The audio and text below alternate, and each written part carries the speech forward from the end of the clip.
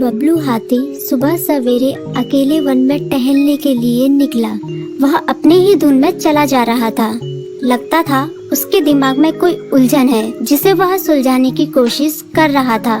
सड़क पर आगे बढ़ते ही उसके सामने चीकू खरगोश भागा। बबलू का पैर उसके ऊपर पड़ने ही वाला था कि चीकू जोर से चिल्लाया। उसकी आवाज सुनकर बबलू ने अपना पैर पीछे खींच लिया। कहाँ खोए हो बबलू भाई? कहीं नहीं, बस कुछ ऐसे ही सोच रहा था। किस बारे में? तुम जानकर क्या करोगे? शायद मैं तुम्हारी कुछ मदद कर सकूं। तुम तो जानते हो आजकल वन में कितनी चोरियां हो रही हैं, पर चोर का कोई अता पता ही नहीं है। इस बात को लेकर वन के सारे प्राणी चिंतित थे। वे वहाँ खुद को सुरक्षित महसूस नहीं कर रहे थे। अरे चीकू भाई, हम मजबूर हैं। हम चोर को पकड़ ही नहीं पा रहे हैं। वह बहुत चालाक है और अपने काम को बड़ी कुशलता से अंजाम दे रहा है। कहीं कोई सबूत ही नहीं छोड़ रहा। हमारे राजा इस बात को लेकर बहुत चिंतित हैं। यही कारण है कि हम सब इस बारे में सोच रहे हैं। अब तुम मेरी इसमें क्या मदद कर सकते हो? मैं कुछ सोचता हूँ, हो सकता है मुझे कोई उपाय सूझ जाए। प्रयास करने में कोई हर्ज तो नहीं है। तुम ठीक कहते हो चीकू, लेकिन वन के गुप्तचर भी अभी तक इसका कोई हल नहीं निकाल सके। इतना कहकर वे चुप हो गए। बबलू की बातों ने चीकू को सोचने के लिए मजबूर कर दिया। चीकू को उदास देखकर बबलू बोला, तुम अपना मन छोटा मत करो। मुझे अच्छा लगा कि तुमने मेरी परेशानी को समझा। कभी मैं भी इस वन के लिए गुप्तचर का काम करता था। एक बार मेरी टांग टूट जाने से मेरे अंदर फुर्ती नहीं रही। तब से मैंने यह काम छोड़ दिया। चीकू, तुम चाहो तो यह काम दोबारा कर सकते हो। वन के प्राणी ज्यादातर दिन में भोजन की तलाश करते हैं, वे रात को आराम करते हैं। तुम दिन रात दोनों में ही भोजन की तलाश में निकल सकते हो सकता है रात को तुम्हें कुछ ऐसी बातों का पता चल जाए जो हमारे काम की हो। हाँ बबलू, तुम ठीक कहते हो। मैं आज रात को वन में घूम कर इस बात का पता करने की कोशिश करता हूँ। थोड़ी देर बातें करके चीकू अपने बिल की ओर बढ़ गया और बबलू अपने रास्ते चला गया। चीकू के दिमाग में अभी तक बबलू की कई बातें घूम रही थी। उसे समझ नहीं आ रहा था वह बबलू की मदद कैसे करे। दिन भर वह उसी उधेड़-बुन में लगा रहा।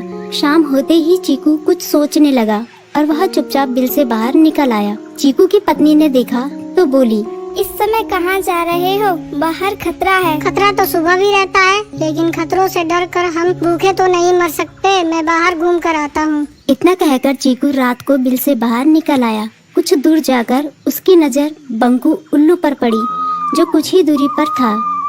वह पेड़ की डाल पर बैठा अपनी गर्दन चारों तरफ घुमा रहा था। वह तेजी से पेड़ की एक डाल से दूसरी डाल पर उड़ रहा था। बंकू की नजर उस पर नहीं पड़ी थी।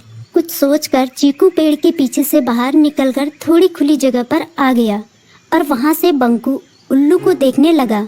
बंकू ने चीकू को अंधेरे में भी देख लिया, पर उसने उसमें कोई उत्सुकता नहीं दिखाई और अपनी गर्दन चारों ओर घुमाता रहा। चीकू बड़ी देर तक बंकू की हरकतों पर नजर रखे रहा। वह थोड़ी देर तक खुले मैदान में खड़ा रहा, पर बंकू ने उसे देखकर भी अनदेखा कर दिया।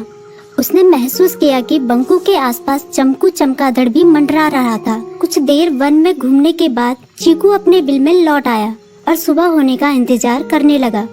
अगली सुबह बबलू उसी रास्ते में जा रहा था। रास्ते में चीकू उसका इंतजार कर रहा था।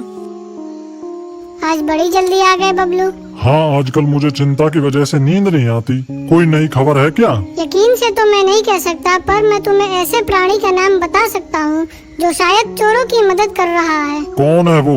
बंकू उल्लू। इतना कहकर चीकू ने रात की घटना उसे ज्यों की त्यों सुना दी। इसे सुनकर बबलू का माथा ठनका। बबलू की आंखें चौंधिया गई। तुम ठीक कह रहे हो। मुझे आज रात बंकू और चमकू पर नजर रखनी होगी। इतना कहकर वे दोनों अपने अपने रास्ते चले गए। बबलू रात को अपने साथियों के साथ बंकू पर नजर गड़ाए रहा। उसकी संदिग्ध गतिविधियों को देखकर बबलू ने उसे उसके साथियों चंकी और संकी लोमड़ के साथ पकड़ लिया। बबलू ने सख्ती से पूछताछ करनी शुरू कर दी। तुम इस समय बंकू चमकू के साथ क्या कर रहे हो? हम चारों दोस्त हैं, इसलिए साथ बैठकर बातें कर रहे हैं।